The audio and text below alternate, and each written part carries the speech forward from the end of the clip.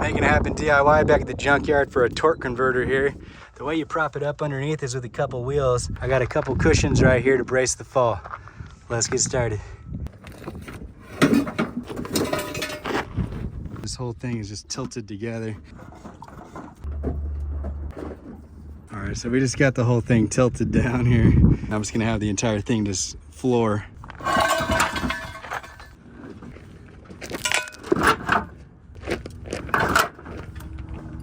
So with the cushion, I was able to protect the fall and slide out the engine from the bay here. Looks like it's separating pretty good now. Gotta tug this cushion a little more. All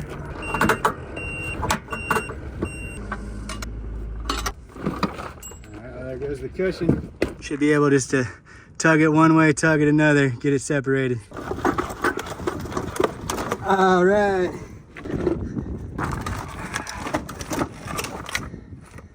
And there we have our torque converter. Looks like I'll have a little access here to remove all the bolts. So should be good working on the ground here.